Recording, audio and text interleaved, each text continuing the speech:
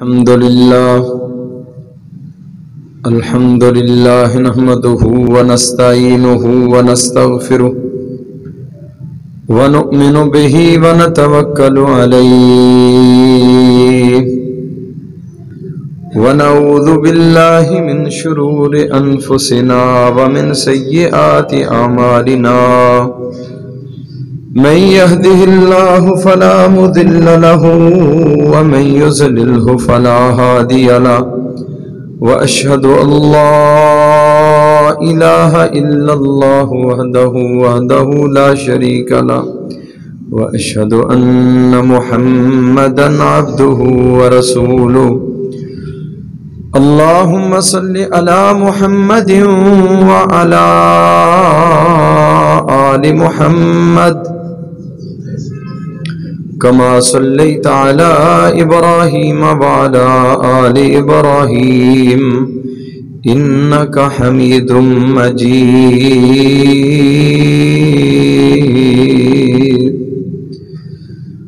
اللهم بارك على محمد وعلى آل محمد كما باركت على إبراهيم وعلى آل إبراهيم إنك حميد مجيد أما بعد فإن خير الحديث كتاب الله وخير الهدي هدي محمد صلى الله عليه وسلم وشر الأمور محدثاتها وكل محدثة بدعة وكل بدعة ضلالة وكل ضلالة في النار رب اشرح لي صدري ويسر لي أمري واحلل عقدة من لساني يفقهوا قولي رب زدني علما رب زدني علما سبحانك لا علم لنا إلا ما علمتنا إنك أنت العليم الحكيم أما بعد فأعوذ بالله السميع العليم من الشيطان الرجيم من همزه ونفخه ونفثه بسم الله الرحمن الرحيم ولو أن أهل القرى آمنوا واتقوا لفتحنا عليهم بركات من السماء والأرض ولكن كذبوا فأخذناهم بما كانوا يكسبون. اسپیکر ٹھیک کرو. ولو ان اہل القرى، اگر بستیوں والے آمنو ایمان لے آتے، واتقوا اور ڈر جاتے، لفتحنا علیہم برکات من السماء والارض، ہم ان کے لیے آسمانوں سے زمین سے برکتوں کے دروازے کھول دیتے. ولیکن کذبوا، لیکن انہوں نے جھٹلایا. فاخذناہم، ہم نے انہیں پکڑا. بما کانوا یکسبون، اس وجہ سے جو کچھ وہ دنیا میں کرتے رہے. اللہ تعالیٰ کی مختصر حمد و ثنا کے بعد ان گنت لا تعداد درود و سلام ہوں امام الکل ختم الرسل ہادی السبل جناب محمد الرسول اللہ صلی اللہ علیہ وسلم کی عظیم ہستی پہ، جس ہستی مقدس و مطہر کی محنتوں کوشوں اور کاوشوں سے آج رب ذوالجلال والاکرام نے مجھے اور آپ کو عقیدہ توحید جیسی عظیم نعمت سے مالا مال فرمایا ہے۔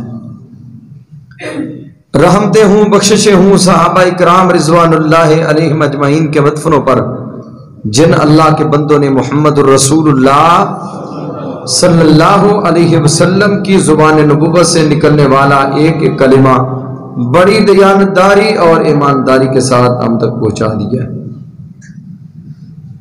عزیز بھائیوں، آج جس عنوان کی طرف توجہ دلانا چاہتا ہوں وہ ہے رزق میں برکت کے اسباب۔ ہر شخص پریشانی کا اظہار کر رہا ہے۔ او جی جدوں دے خان صاحب آئے نے ادوں تو لے کے بڑے حالات خراب ہو گئے،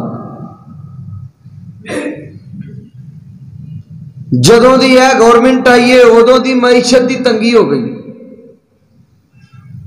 جدوں تو اے حکمران آئے نے ادوں تو لے کے ملک دا بیڑا ہی رکھو۔ اور بھائیوں ہم ان کو تو تانے دے رہے ہیں، کبھی ہم نے اپنا بھی مواخذہ کیا ہے؟ ہم کیا کر رہے ہیں؟ حکمرانوں کے لیے انگلیاں اٹھانا اور ان کے خلاف باتیں کرنا، اپنے گھر میں بیٹھ کے باتوں کے بتنگڑ بنا لینا، یہ تو بڑے آسان ہے۔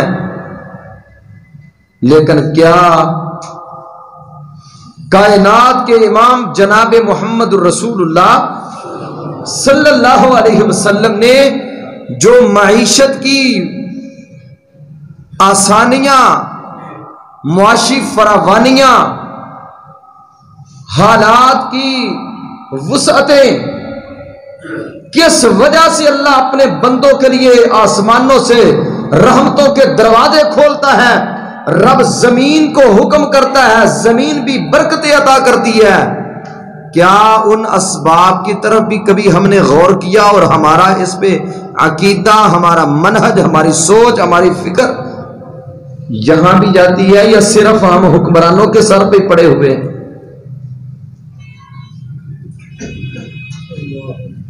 سب سے پہلی بات، رزق حلال کمانا، ہم اپنے اللہ کی طرف سے رزق حلال کمانے کے پابند ہیں۔ اللہ کریم نے ہمیں فیکٹریاں بنانے کے لیے نہیں بھیجا، کارخانے بنانے کے لیے نہیں بھیجا۔ رب ذوالجلال والاکرام نے ہمیں دنیا کی ریل پیل اور دنیا کی رنگ رنگینیاں، دنیا کی دل فریبیوں کو سمیٹنے کے لیے دنیا میں نہیں بھیجا، اور نہ ہی ہمارے رب کو ہم سے کوئی طمع ہے، نہ ہی ہمارے خالق و مالک کو ہم سے کوئی لالچ ہے۔ اللہ فرماتے ہیں انسان کو ہم نے کس لیے بنایا ہے؟ وَمَا خَلَقْتُ الْجِنَّ وَالْإِنسَ إِلَّا لِيَعْبُدُونَ، ہم نے جنوں کو، انسانوں کو اپنی عبادت کے لیے بنایا ہے۔ اگلے الفاظ پہ ذرا غور فرمائیں، سورۃ زاریات کے یہ الفاظ ہیں، رب ذوالجلال والاکرام فرماتے ہیں ما ارید منہم من رزق وما ارید ان یطعمون، اے میری مخلوق، اے میرے بندو سن لو، مجھے کوئی تم سے طمع نہیں، تم فیکٹریاں لگاؤ، کارخانے لگاؤ، بڑی ترقیاں دنیا میں کرو اور مجھے کھلاؤ، میں تم سے ارادہ رکھتا ہوں کہ مجھے کھلایا جائے، مجھے پلایا جائے، میں اپنی مخلوق سے یہ طمع نہیں رکھتا۔ ما اريد منهم من رزق وما اريد ان يطعمون ان اللہ هو الرزاق ذو القوة المتین، وہ رب تو سب کو کھلانے والا ہے، وہ کھاتا، سارے بولے وہ کھاتا نہیں، کھلاتا ہے، ہمارا رب کھلاتا ہے، کھاتا۔ پھر ہمارے اللہ کو ہم سے کوئی طمع، کوئی لالچ، ایک باپ کو اپنی اولاد سے یہ طمع ہوتا ہے، لالچ ہوتا ہے، بچوں کی اچھی تربیت کروں، ان کو کام سکھاؤں، ان کو ملازمت ملے، جاب ملے، فیکٹری بنائیں، کارخانہ بنائیں، کچھ نہ کچھ کریں جس سے کمائی آئے، کچھ ہمارے لیے بھی حالات بہتر ہوں، آسانیاں ہوں. لیکن رب ذوالجلال والاکرام کا اپنی مخلوق کسی سے بھی کوئی ایسا مطالبہ نہیں. ایک ہی مطالبہ ہے، وما خلقت الجن والانس الا لیعبدون. انسانوں اور جنوں کو ہم نے اپنی عبادت کے لیے بنایا ہے اور کوئی مقصد نہیں ہے ان کی تخلیق کا. اب رزق کس نے دینا ہے؟ کیوں جی؟ رزق کون دیتا ہے؟ رزق اللہ دیتا ہے. اللہ کے علاوہ کوئی رزق دے سکتا ہے؟ جتنی مخلوقات ہیں، جتنی مخلوقات ہیں، وما من دابۃ فی الارض الا علی اللہ رزقها، ہر چیز کے رزق کی ذمہ داری صرف رب ذوالجلال والاکرام کی ہے. کائنات کا کوئی شخص کسی دوسرے کو کھانا نہیں کھلا سکتا.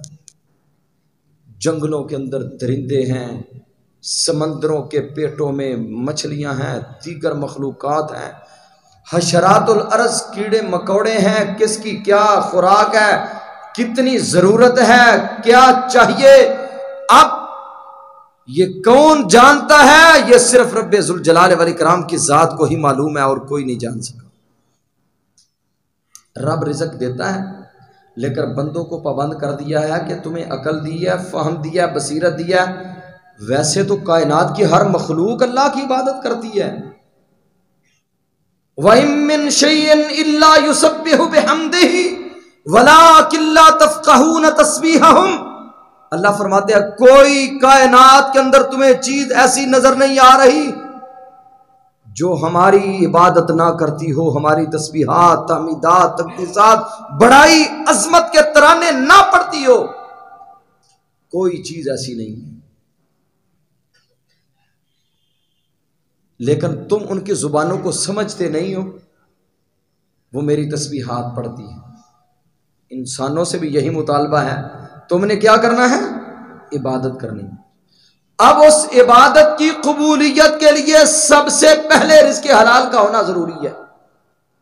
یہ نہیں سود کا آیا وہ بھی گیا، رشوت کا آیا وہ بھی گیا، ڈاکے، چوریاں، فراڈ، دھوکے، کسی کے پلازے پہ قبضہ، کسی کے پلاٹ پہ قبضہ، کسی کے کارخانے میں اسے دھوکہ دہی، کسی کی فیکٹری میں اسے دھوکہ دینا، اور جناب بددیانتیاں، خیانتیں لپیٹتے جاؤ بس.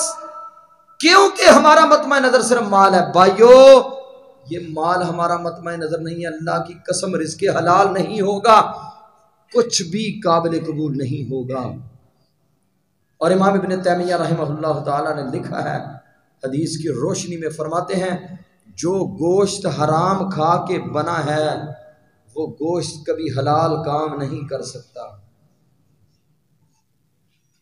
جو بدن حرام کھا کھا کے پروان چڑھا ہے وہ جسم اللہ کی عبادت کے لیے کیسے کام آئے گا؟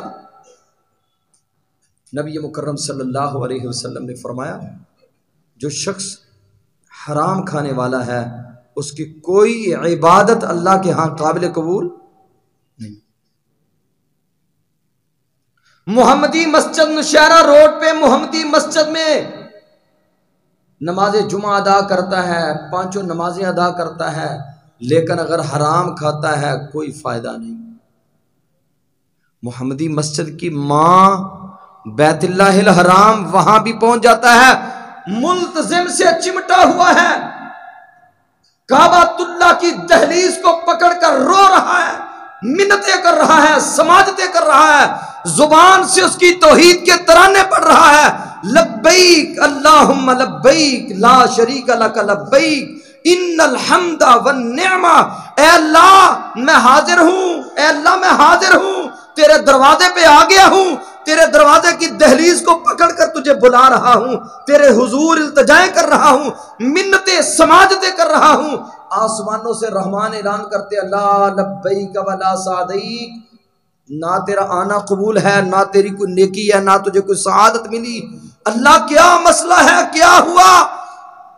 پہاڑوں کی چوٹیوں کو کراس کرتا ہوا تیرے گھر میں پہنچا ہے، سمندروں کے سینوں کو شق کرتا ہوا آیا ہے، ہواؤں کے سینوں کو چیرتا ہوا پہنچا ہے، اپنے کاروبار، فیکٹریاں، کارخانے، دکانداری، تجارتیں، عزیز و اقارب، اولاد، بیوی، بچے، سارا کو چھوڑ چھاڑ کے تیرے اس گھر میں آ گیا ہے جس میں ایک نماز ادا کرے 1,00,000 نماز کا ثواب ملتا ہے۔ لیکن آج کیا ہوا اس کے لیے؟ پھر تیرے اس گھر میں آ گیا جس کے لیے تو نے اعلان کیا ہوا ہے، ان اول بیت وضع للناس للذی ببکۃ مبارکا وہدی للعالمین۔ اے اللہ اس گھر میں آ کے بھی خالی پلٹ رہا ہے، اس سے آگے ہے کیا؟ اللہ فرماتے ہیں مطعمہ حرام، ملبسہ حرام، مشربہ حرام، غذی بالحرام فانا یستجاب لہ۔ اس کا کھانا حرام کا، اس کا پینا حرام کا، اس کا اوڑھنا حرام کا، اس کا بچھونا حرام کا، یہ حرام کی چادریں حرام کی، اور رگو پے میں گردش کرنے والا خون حرام کا۔ فَأَنَّا يُسْتَجَابُ لَهُ، مجھے بتلاؤ میں اس کے آنے کو کیسے قبول کر لوں؟ استفہام انکاری ہے۔ اللہ کہتا ہے مجھے بتلاؤ، تم جواب دو۔ ایک حلال کمانے والا، حلال کھانے والا ایک ایک لقمے کی چھان پھٹک کر کے کھاتا ہے، اور ایک سود آیا وہ بھی رگڑ گیا، بددیانتی کا آیا وہ بھی رگڑ گیا، غریبوں کا آیا وہ بھی رگڑ گیا، حرام خور ہے، حرام پہننے والا، حرام کھانے والا، حرام پینے والا۔ بتلاؤ فَأَنَّا يُسْتَجَابُ لَهُ، اس کے کیسے اس کی دعا کو قبول کروں؟ میرے اس گھر میں آیا ہے، منتیں کرے، روئے، سماجتیں کرے، جب تک اپنا رزق حلال نہیں کرے گا میں رب ذوالجلال والاکرام اس کی نمازیں کیا، اس کے روزے کیا، اس کے حج کیا، اس کی زکاتیں کیا، کچھ بھی قبول نہیں کروں گا۔ یہ بیت اللہ الحرام میں بھی آ کے مجھے منائے گا، میں رب نہیں مانوں گا جب تک اپنا رزق درست نہیں کرے گا، کیونکہ ہمارے رب نے ہمیں رزق حلال کمانے کا حکم دیا ہے، حلال کھانے کا حکم دیا ہے، حرام نے۔ یا ایھا الرسل کلوا من الطیبات واعملوا صالحا، اللہ نے سب سے پاکیزہ ترین اور مقدس ترین جماعت کو مخاطب کر کے کہا، اے میرے رسولو، اے میرے نبیو، تم نے بھی کیا کرنا ہے؟ حلال کھانا ہے، حرام کے قریب بھی نہیں جانا۔ اس لیے میرے بھائیو، جب تک رزق حلال نہیں ہے اس وقت تک کوئی عبادت اللہ کے حضور قابل قبول نہیں ہے۔ آج یہ اپنے رب سے عزم کریں، وعدہ کریں، یا اللہ جب تک میرے جسم میں جان ہے، جب تک میری زندگی ہے، انشاءاللہ ایک ایک لقمہ چھان پھٹک کر کے کھاؤں۔ پھر جب حلال کھائیں گے پھر دیکھنا اللہ کیسے آپ کی دعاؤں کو قبول کرتا ہے۔ سیدنا سعد رضی اللہ تعالی عنہ رسول اللہ صلی اللہ علیہ وسلم کے پاس آئے، آ کر کہتے یا رسول اللہ صلی اللہ علیہ وسلم ادعو اللہ ان یجعلنی مستجاب الدعوہ، اللہ سے میرے لیے دعا کرے اللہ مجھے مستجاب الدعوات بنا دے۔ کیا مطلب؟ جب دعا کروں میرا رب اسی وقت قبول فرما، جب اپنے دامن کو اٹھاؤں میرا رب اسی وقت میری دعا کو قبول فرما لے۔ کتنی بڑی دعا ہے، کتنی بڑی دعا کا مطالبہ ہے۔ ادعو اللہ ان یجعلنی مستجاب الدعوہ، اے اللہ کے رسول میرے لیے دعا کرے میں مستجاب الدعوات بن جاؤں، جب میں اپنے اللہ کے سامنے التجا کروں میرا رب اسی وقت آسمانوں پہ قبول فرما لے۔ اور نبی کریم صلی اللہ علیہ وسلم نے فرمایا یا سعد اطب مطعمک تکن مستجاب الدعوہ، اے میرے ساتھ سن لو، اپنا کھانا حلال پاکیزہ کر لو، اللہ کا نبی تجھے ضمانت دیتا ہے تم حلال کھایا کرو، اپنے رب سے جو کچھ مانگو گے آپ کا رب وہی کچھ عطا کرے گا، کبھی آپ کے اٹھے ہوئے دامن کو مال خالی نہیں لٹائے گا۔ کھانا ٹھیک کرو۔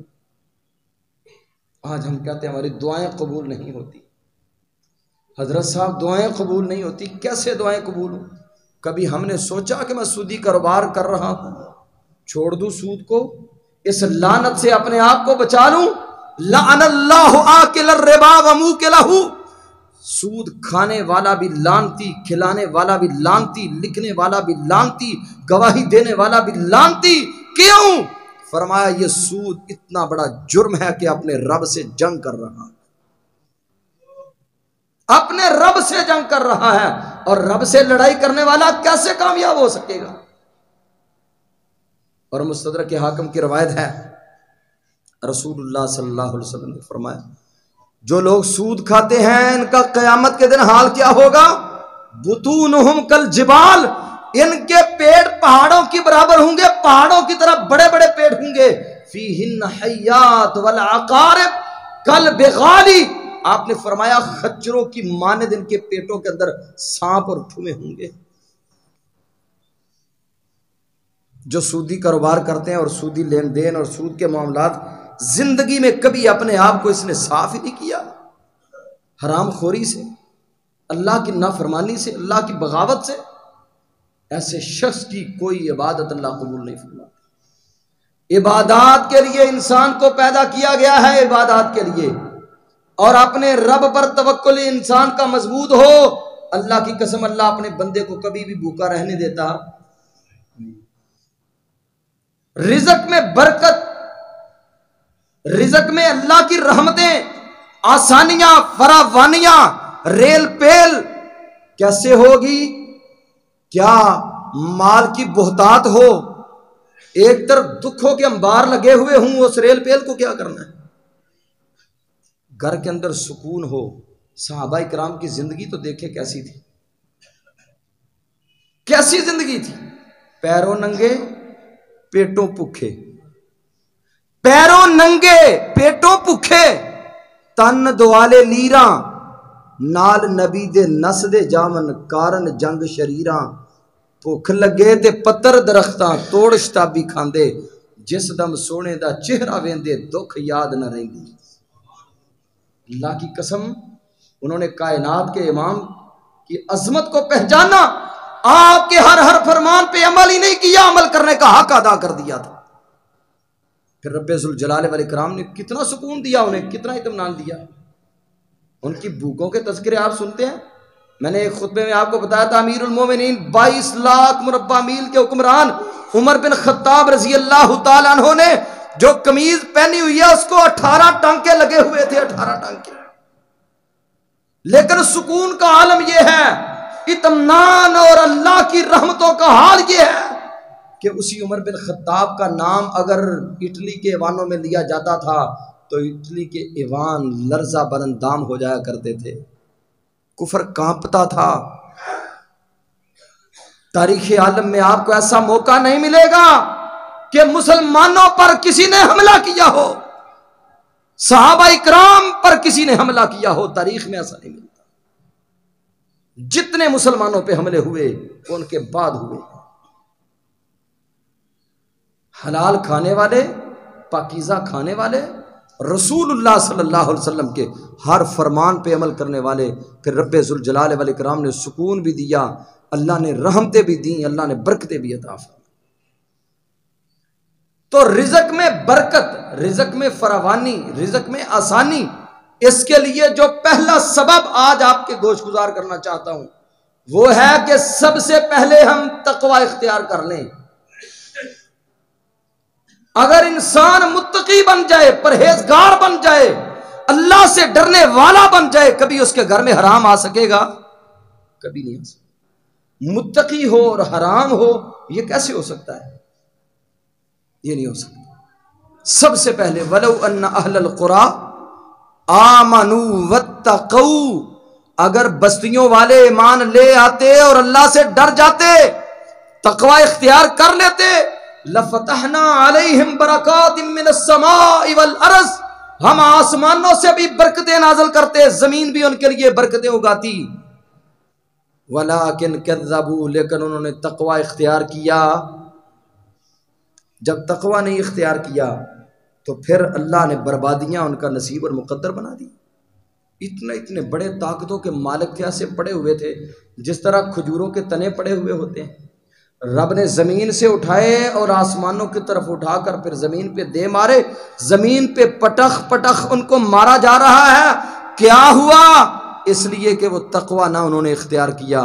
اگر متقی بن جائیں میرا رب کبھی بھوکا رہنے دے گا، کبھی گھر میں تنگ دستی نہیں آئے گی، کبھی کاروبار میں پریشانیاں نہیں آئیں گی، دکھ نہیں آئیں گے، فراڈ نہیں ہوں گے انشاءاللہ۔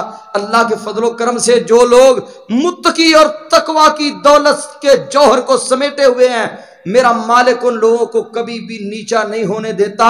اللہ ان کے گھروں میں کبھی بھی تنگ دستیاں اور فقر و فاقے نہیں آنے دیتا۔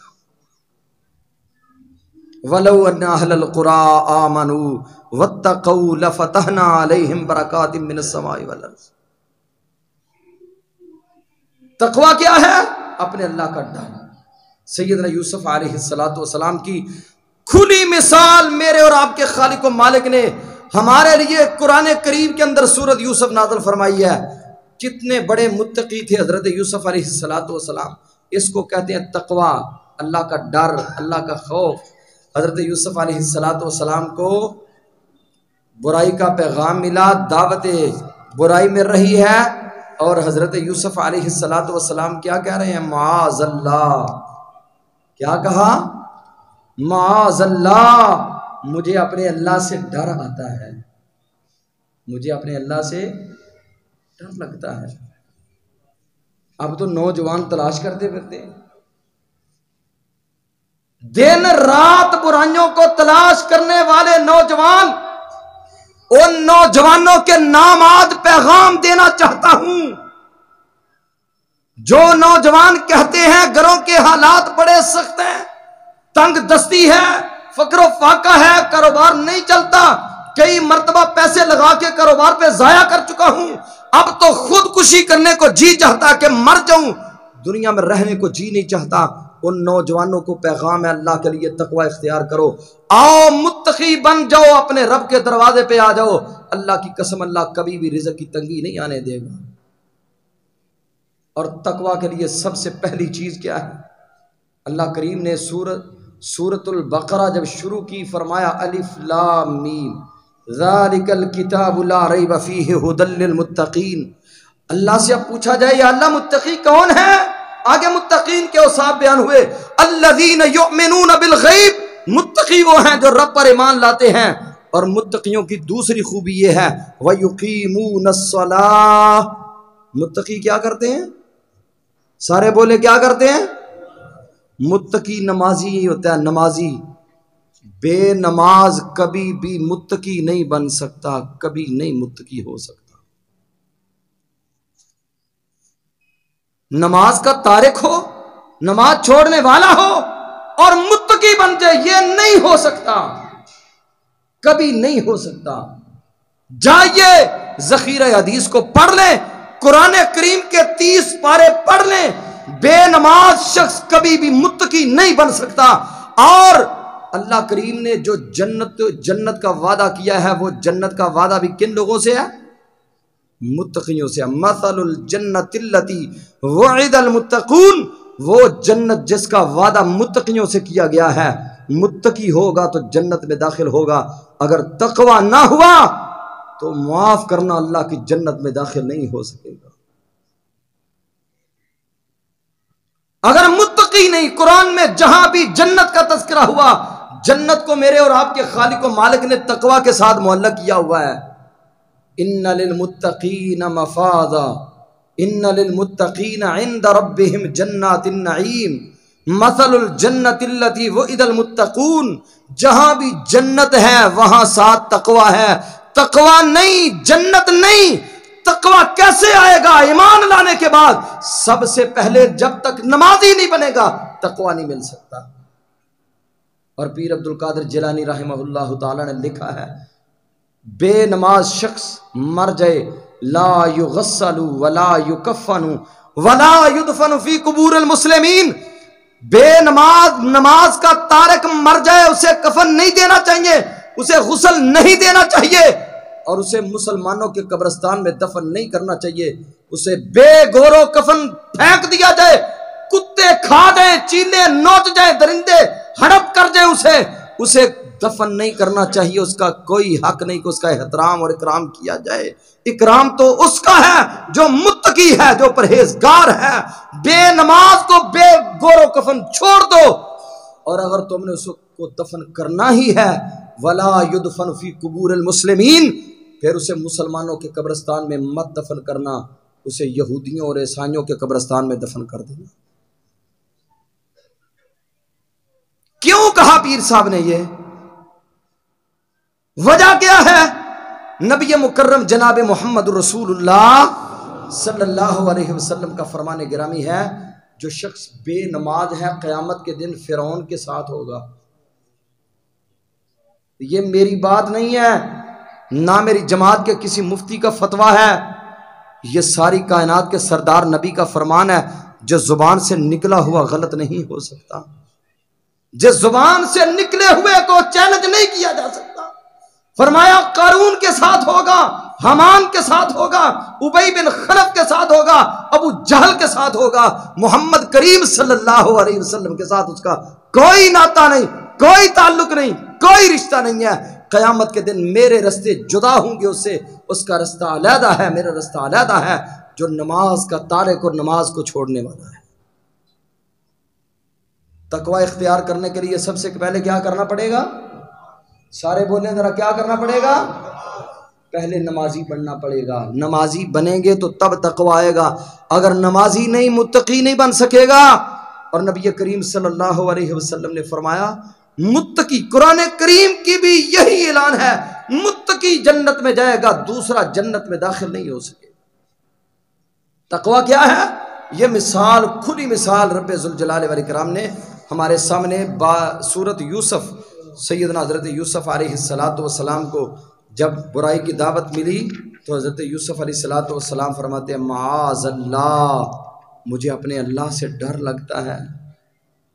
اس نے کہا کوئی نہیں دیکھ رہا، نہ عزت و وقارت دیکھ رہے ہیں، نہ کوئی رشتہ دار دیکھ رہا ہے، نہ کوئی رعایا کا دیکھ رہا ہے۔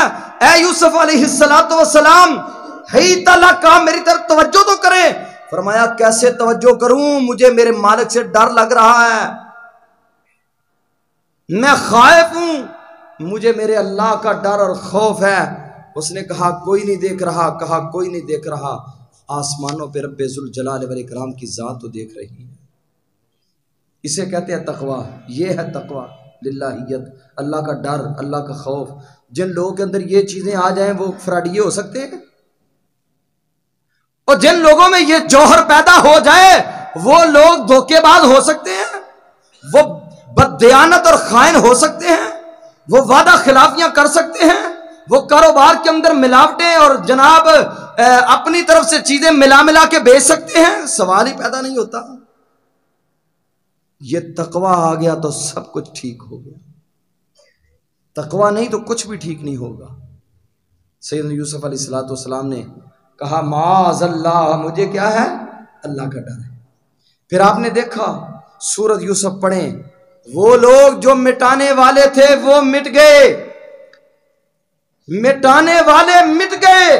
آ کے کہتے ہیں یوسف علیہ السلام حضرت آپ ہمیں معاف کر دیں، معافیاں مانگ رہے ہیں، منتیں کر رہے ہیں، صدقہ و خیرات کی اپیل کر رہے ہیں، حضرت صدقہ ہی کر دو ہمارے اوپر۔ وَتَصَدَّقَ عَلَيْنَا إِنَّ اللَّهَ يَجْزِي الْمُتَصَدِّقِينَ۔ آپ تقوی اختیار کر کے دیکھیں، رب اتنی فراوانیاں کرے گا، اتنی فراوانیاں کرے گا۔ جو لوگ آپ کو زیر کرنا چاہتے ہیں، آپ کو زچ کرنا چاہتے ہیں، آپ سمجھتے ہیں کہ میرا کاروبار ان کو اچھا نہیں لگتا، یہ میرے کاروبار کو خراب کرنے کی کوشش کر رہے ہیں، اللہ کی قسم میرا مالک ان کی کوئی بات نہیں چلنے دے گا، اور ایک وقت آئے گا وہ آپ کے دروازے پہ فقیر بن کے آئیں گے۔ تقوی اختیار کیا یوسف علیہ السلام نے، وہ بھائی جو مارنے کے درپے تھے آج وہ فقیر بن کے دروازے پہ پڑے ہوئے ہیں، اور یوسف علیہ السلام کو اللہ نے مصر کا حکمران بنا دیا ہے، مصر کا بادشاہ بنا۔ اللہ اکبر۔ اس لیے تقوی اختیار کریں گے تو اللہ کی طرف سے رزق میں بھی انشاءاللہ فراوانیاں ہوں گی۔ ایک واقعہ اور سن، عبداللہ ابن عمر رضی اللہ تعالیٰ عنہ کا بڑا معروف واقعہ ہے۔ امام ابن الاسیر رحمہ اللہ نے اسد الغابہ کے اندر لکھا ہے، حضرت عمر امیر المومنین کا بیٹا ہے، اور شکار کرنے کے لیے باہر گئے، جا کے وہاں شکار کیا، شکار کر کے پکایا، پکا کے دسترخوان لگایا، دسترخوان لگا کے بیٹھے ہیں، کھانا کھانے لگے، دیکھا فَإِذَا رَاعِيُ الْغَنَمْ، اچانک ایک بکریوں کے چرواہے کے اوپر نظر پڑی اور کہا یا راعی الغنم تعال عصب من هذه السفرة، اے بکریوں کے چرواہے، او میرے بھائی آپ بھی آ جاؤ میرے ساتھ بیٹھ کے کھانا کھا لو۔ آج تو کونسلر نہیں مان ایم پی ایم اے نے وزیر تو بہت دور کی بات ہے، وہ کہتا ہے میں کوئی ماڑا میرے نال میں کہ ماڑے نال بال۔ 22.5 لاکھ مربع میل کے حکمران کا بیٹا ہے، شہزادہ ہے عبداللہ ابن عمر رضی اللہ تعالیٰ عنہ، بکریوں کے چرواہے سے کہنے لگے آؤ میرے ساتھ بیٹھ کھانا۔ چرواہا کہتا ہے انی صائم، اے عبداللہ میں روزے دار ہوں، میں روزے دار ہوں، انی صائم۔ کہا فی مثل ھذا اليوم الحار الشدید سمومہ، اتنی کڑاکے کی گرمی آسمان سے سورج برسا رہا ہے، گرمی کی شدت اور حدت، پھر عرب کے ریگزار، عرب کے پہاڑی سلسلے، عرب میں پہاڑوں ریت کے سلسلے، اور وہاں 7 بکریاں چرا رہے ہو، 7 روزہ رکھا ہوا ہے۔ کہا انی ابادر هذه الايام الخالیہ، اے عبداللہ ابن عمر رضی اللہ تعالیٰ عنہ، میں اپنی زندگی کے ان دنوں کو قیمتی بنانا چاہتا ہوں۔ قیامت کا دن ہوگا جب نامہ اعمال دیا جائے گا، کسی کے نامہ اعمال میں چوریاں ہوں گی، غیبتیں ہوں گی، ڈاکے ہوں گے، فراڈ ہوں گے، دھوکہ دہی ہوگی، جناب جرائم ہوں گے، اللہ کی نافرمانیاں ہوں گی، بغاوتیں ہوں گی، تارک الصلاۃ ہوگا، سب کچھ برائیاں لکھی ہوں۔ میں یہ چاہتا ہوں جب اپنے مالک کے سامنے پیش ہوں، میرے نامہ اعمال میں گرمی کی شدت کے روزے لکھے ہوئے، اور میرے اور آپ کے محبوب جناب محمد الرسول اللہ صلی اللہ علیہ وسلم نے فرمایا جو ایک نفلی روزہ رکھتا ہے، ایک نفلی روزہ، باعد اللہ وجہہ عن النار 70 خریفا، رب ذوالجلال اس کے چہرے کو جہنم کی آگ سے 70 سال کی مسافت دور کر دیتا ہے۔ 70 سال ایک گھڑ سوار گھوڑا دوڑاتا رہے، جتنا وہ سفر طے کرتا ہے رب ذوالجلال والاکرام ایک نفلی روزہ رکھنے والے کو جہنم سے اتنا دور کر دیتے ہیں۔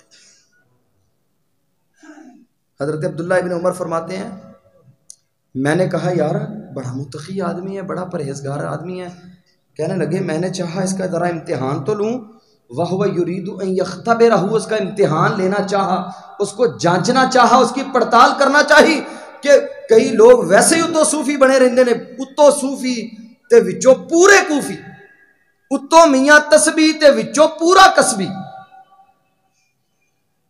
بعض لوگ یہ بھی کیفیت ہوتی ہے۔ عبداللہ ابن عمر رضی اللہ تعالیٰ عنہ فرمانے لگے میں دیکھوں تو صحیح واقعی متقی ہے۔ کہا یار ایک بکری ہمیں دے دو، نؤتیک لحمہا و ثمنہا، ہم آپ کو گوشت بھی دیں گے، قیمت بھی دیں گے۔ کہا انہا لیست لی بغنم انہا غنم سیدی، یہ بکریاں میری نہیں ہیں، ان بکریوں کا مالک کوئی اور ہے،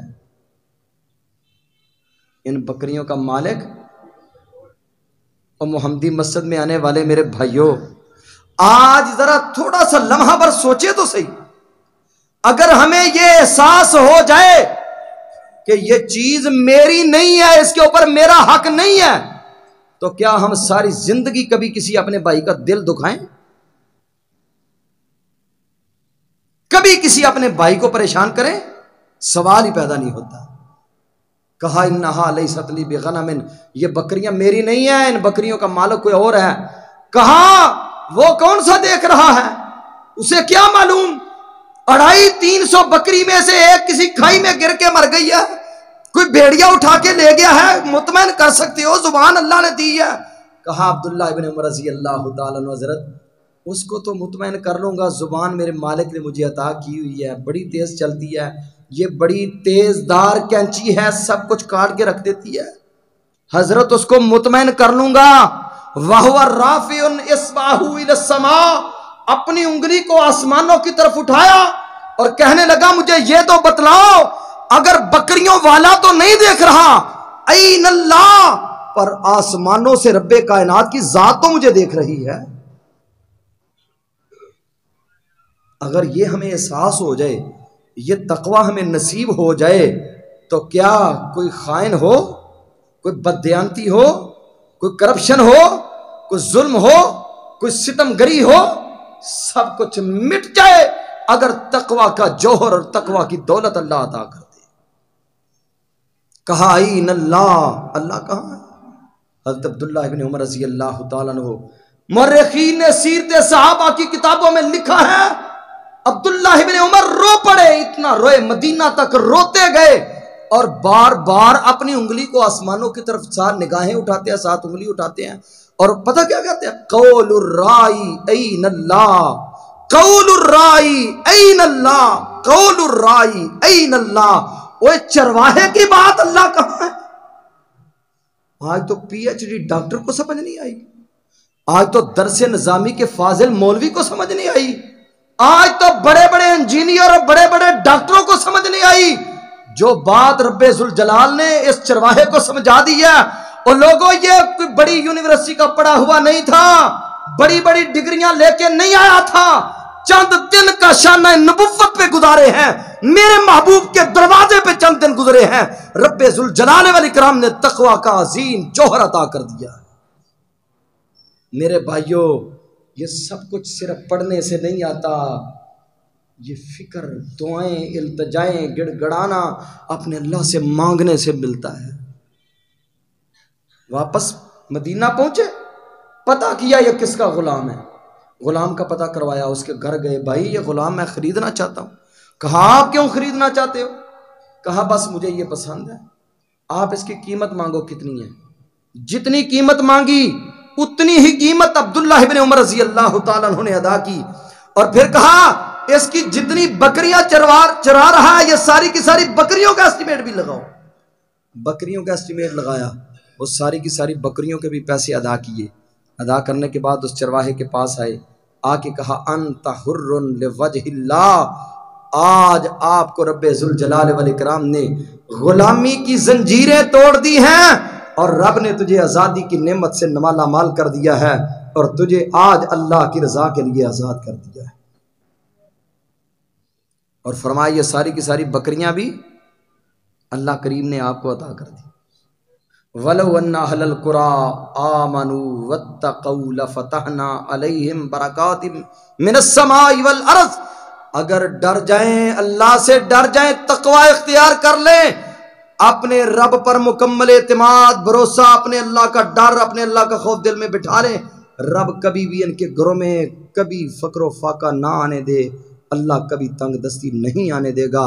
رزق میں برکت، فراوانی، اور رزق کے اندر فراخیوں کے جو اسباب ہیں ان میں سے سب سے پہلا سبب آپ نے آج کیا سنا؟ سارے بولیں، سب سے پہلا سبب کیا سنا؟ تقوی، تقوی، تقوی، اللہ کا ڈر، اللہ کا خوف۔ جب تقوی آ جائے پھر سارے کام ہی ٹھیک ہو جاتے ہیں، تقوی نہیں تو پھر کچھ بھی نہیں۔ اللہ سے دعا ہے اللہ مجھے اور آپ کو عمل کی توفیق عطا فرمائے۔ یہ 12 اسباب انشاءاللہ ہم نے بیان کرنے ہیں، آج پہلا سبب آپ نے سنا ہے، اللہ ہم سب کو عمل کی توفیق عطا فرمائے۔ اقول قولی ھذا استغفر اللہ لی ولکم ولسائر المسلمین۔